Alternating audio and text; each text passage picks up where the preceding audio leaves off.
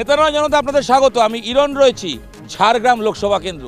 এই ঝাড়গ্রাম লোকসভা কেন্দ্রে কি হবে, কে এগিয়ে কে পিছিয়ে, মেদিনীপুর ঘাটাল দেখে নিয়েছেন।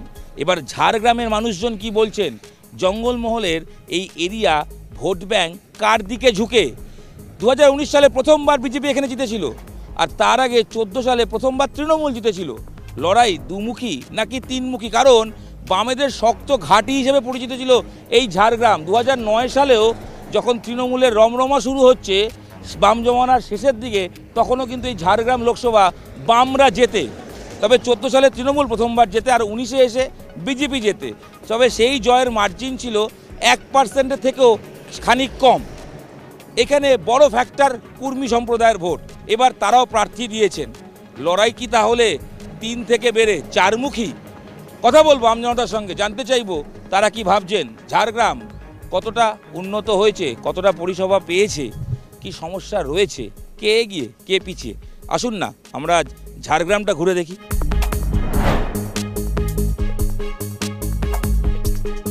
দাদা ভালো আছেন? ভালো আছি। হ্যাঁ ভালো আছি। আপনি? গলার জোর তো আরো জোরে হবে। ভালো আছি। ভালো আছে নিশ্চয়ই। ঝাড়গ্রাম কেমন আছে? ঝাড়গ্রাম খুব ভালো আছে। ঝাড়গ্রামে বিগত 5 বছরে কতটা উন্নয়ন হলো? 5 বছরে বিজেপি ওনার ফান্ডের টাকা তো নিজে খরচা করতেই পারেনি, এবং জঙ্গলমহলে এই ঝাড়গ্রাম লোকসভায় তিনি খরচাই করেননি। কোথাও কোনো উন্নয়ন দেখা যায়নি। আমরা যতটা দেখেছি পাল্টেছে। আমরা 14 থেকে মানুষের যে পরিবর্তন, সেটা আমরা এই বলতে গেলে মমতা বন্দ্যোপাধ্যায়ের সরকারকে দেখে এসেছি।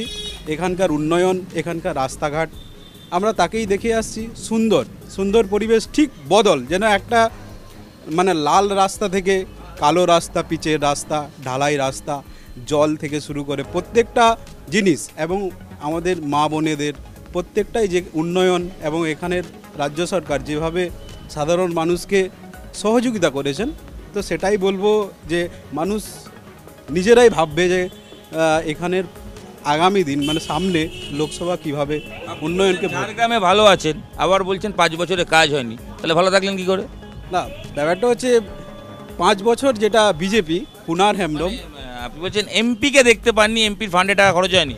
না, এমপির ফান্ডের 1 টাকাও খরচা করেনি এমপি, এবং কি নিজে নির্লজ্জ হয়ে নিজে জঙ্গলমহলের মানুষের সাথে বেইমানি করেছে বলে তার জন্যে উনি ওনার দলটাই ছেড়ে দিয়েছেন। একজন এমপি বলতে পারেন অসুস্থতার কারণে দল ছেড়েছেন তো? অসুস্থতার কারণে আমরা তো দেখি, আমরা তো আমাদের পাশে অসুস্থতা সেরকম কিছু নেই। উনি নিজের কিছু করতে পারেনি, বিজেপি কিছু করতে দেয় না, তার জন্যই ছেড়ে দিয়েছে। অনেকেই বলেন তৃণমূল করতে দেয় না বলেই বিজেপি, স্থানীয় সরকার করতে দেয় না বলেই বিজেপির এমপিরা কাজ করতে পারেন না। দেখুন, নিজের ফান্ডের টাকা নিজে জঙ্গলমহলের উন্নয়ন করবে, আবার রাজ্য সরকার কেন দেবে না? আমি আমার ফান্ডের টাকা যেখানে খুশি খরচা করব, মানুষের স্বার্থে ব্যবহার করব, ওনার ফান্ডের টাকা কেউ বারণ করতে পারে বা কেউ বাধা দিতে পারে এরকম তো আমরা জানি না। অনন্য সুন্দরী জঙ্গলমহল, চারিদিকে শাল সেগুনের বন। সেই জঙ্গলমহল একসময় মাওবাদী অধ্যুষিত এরিয়ায় পরিণত হয়েছিল। আম আদমিরা ভয় পেতেন। সেই জঙ্গলমহলের মাওবাদী ভয় এখনও আছে নাকি পাল্টে গেছে? সেই ভয় আর নেই। 34 বছরের লাল জামানার যে অত্যাচার, সেই অত্যাচারের দ্বারা বেষ্টিত যে দাওয়াদাহ, সেটা থেকে মুক্ত হয়েছে 2011 সালে এই পশ্চিমবঙ্গ। সেই হেতু মাওবাদী নামে যে বিষয় ছিল, যে সন্ত্রাস ছিল, যে ভয় ছিল, সেটাও মুক্ত হয়েছে 2011 সালে। গতবারে কুনাল হেমব্রম বিজেপির ছিল, সে কোনো কিছু কাজ করে নাই, 5 বছর ঘুমিয়েছিল। মানুষ ওনাকে চিনেই নি, মানুষের সামনেই আসেনি। তো উনি তো সাম্প্রতিক সময় রাজনীতি ছেড়েছেন। উনি অসুস্থতার কারণে? একদমই না, উনি চাপে পড়ে ছেড়েছেন। এবার যে বিজেপির ক্যান্ডিডেট হয়েছেন ডাক্তার মানুষ, তাই তো? হ্যাঁ, ইয়েস, প্রণব টুডু। প্রণব টুডু, তার কিরম প্রভাব আছে, ডাক্তারের প্রভাব? সেরকম তো দেখতে পাওয়া যাচ্ছে না প্রণব টুডুর প্রভাব, কারণ বিজেপি, আমি যতটা সম্ভব, আমি তো ঝাড়গ্রাম পুরো জেলাটা না হলেও পুরো ঝাড়গ্রাম ব্লকটা আমি ঘুরি তো কাজের পরিপ্রেক্ষিতে। ওনারা মনে হয় অবভিয়াসলি, আমি যেটা দেখতে পাচ্ছি, কোনো বুথে এজেন্ট দিতে পারবে না, কিছু কিছু বুথে বিজেপি। জেতা সিটে এরকম অবস্থা হবে বিজেপি জঙ্গলমহল থেকে অবভিয়াসলি মুছে যাবে এই লোকসভাতে। এই অঞ্চলটায় এটা তো এমনি রিজার্ভ সিট, এবং বিভিন্ন সম্প্রদায়ের মানুষ, বিশেষ করে এসটি, এসসি এরকম মানুষ রয়েছেন, ওবিসি মানুষেরও তো রয়েছেন। এই ভোট ব্যাংকটা কোন দিকে যেতে পারে? এই আমাদের বিশেষ করে এই ঝাড়গ্রামটা কুর্মী সম্প্রদায়ের মানুষ বেশি আছে, যেটা হচ্ছে মাহাতো সম্প্রদায়। সেই মাহাতো সম্প্রদায়ের আমাদের একটা সময় যে কুর্মী আন্দোলনটা উঠেছিল, সেটা রাজনৈতিক বিশ্লেষণে চলে যাওয়ার জন্য কিছু মানুষ সেই যারা আমাদের কুর্মী সম্প্রদায়ের যারা দাঁড়িয়েছে, সূর্য সিং বেসরা বলুন এবং বরুণ মাহাতো বলুন, দুজন কেন দাঁড়ালেন? কারণ ওদের গোষ্ঠীদ্বন্দ্ব নিজেরা মানে কিছু বলে না, যে স্বার্থসিদ্ধি কায়েম করার জন্য, অধিকার করার জন্য, সেখান থেকে মানুষ ওনাদের কাছ থেকে দূরে সরে গেছে। সেই কারণে ওই ভোটটা, কিছু ভোট ব্যাংক সেটা হচ্ছে তৃণমূলের পকেটে আসবে। সেই কারণে তৃণমূলের ভোট ব্যাংক এখন দেখা যাচ্ছে 55% তৃণমূলের পক্ষে যাবে। একদম। কুর্মী সমাজের ভোট, সেই ভোট ব্যাংকটা কি হবে? কুর্মী সমাজের ভোট বলতে যেটা এরা প্রথমে, আমি মিথ্যা বলবো না, প্রথমে ভালো সংগঠন ছিল, কিন্তু এখন সাধারণত ওরা গোষ্ঠীতে ভাগ হয়ে গেছে। হ্যাঁ, দুজন ক্যান্ডিডেটও আছে। হ্যাঁ, দুজন ক্যান্ডিডেট হয়েছে। গোষ্ঠী প্রভাব ফেলবে? না না, এটা সাধারণত বিজেপি ক্যান্ডিডেট হিসেবে এর আগে যিনি জিতেছিলেন, কুনার হেমব্রম, তাকে কতটা দেখেছেন কাজ করতে? ও সাধারণত এই জন্যই ইস্তফা দিয়েছে, মানে ছেড়েছে।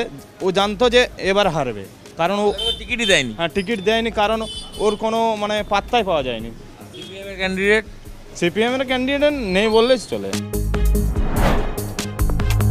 2011 সালের পর থেকে বা 16-র পর থেকে ঝাড়গ্রাম ট্যুরিজমের অনেকটা ডেভেলপমেন্ট হয়েছে। অবশ্যই ঝাড়গ্রাম ট্যুরিজমের, ভালো বললেন, ঝাড়গ্রাম ট্যুরিজমের লোক আসছেন এখন। অবশ্যই আমি নিজে একটা ট্যুরিজমের সাথে যুক্ত রয়েছি এবং বলতে পারি ঝাড়গ্রাম ট্যুরিজম লাস্ট 2 বছর 3 বছরে একটা পিক জায়গায় চলে গেছে। এখানকার যারা গাড়ির ব্যবসা করছে তারা অনেকটা বেশি লাভজনক পাওয়ার একটা সুযোগ পাচ্ছে। এখানে হোটেল হচ্ছে, হোমস্টে হচ্ছে, এইগুলোর মাধ্যমে বহু মানুষের কিন্তু কর্মসংস্থান হচ্ছে। এই কারখানা না হলেও এগুলো হচ্ছে। হ্যাঁ, কলকারখানা বুঝতে হবে যে কোন জায়গার কোন জিনিসটার মাধ্যমে ডেভেলপমেন্ট করা যায়। সব জায়গায় সব কিছু হবে না, ট্যুরিজমটা ডেভেলপমেন্ট অনেকটাই করেছে।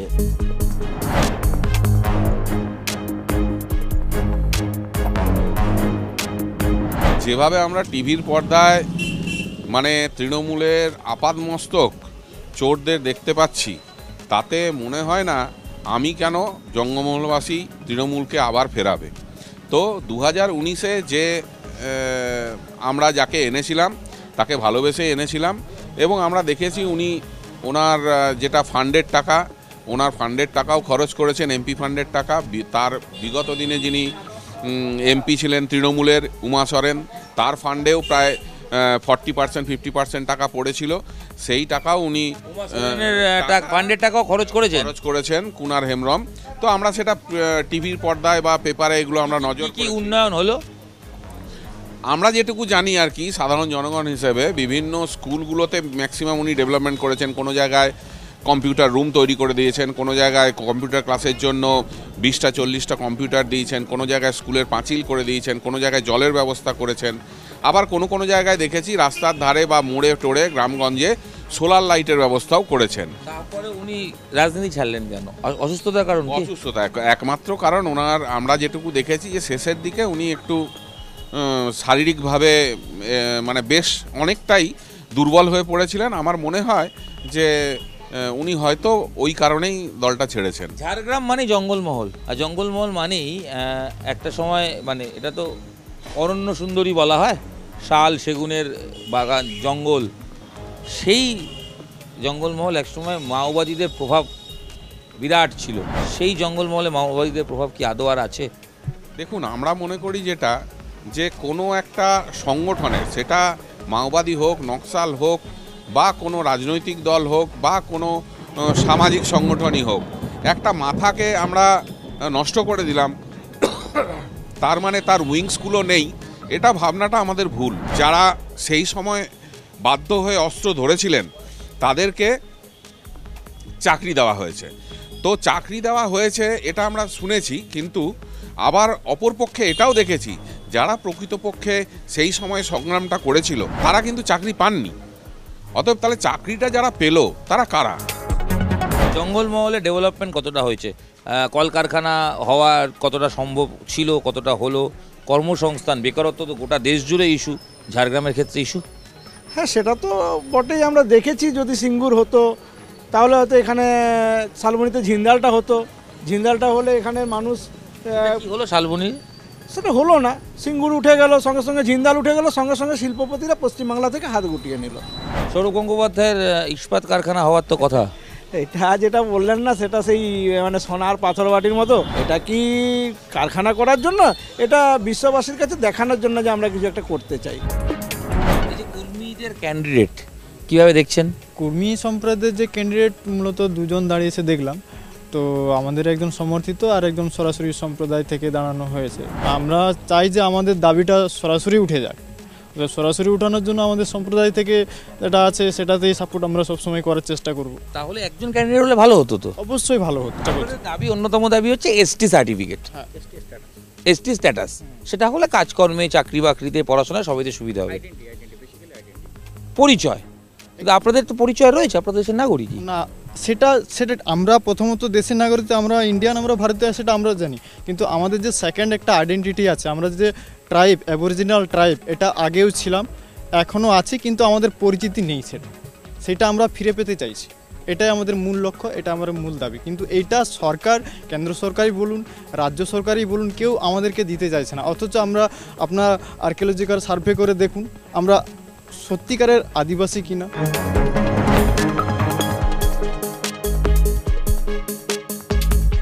কর্মী ভোট অবশ্যই এবারে ফ্যাক্টর।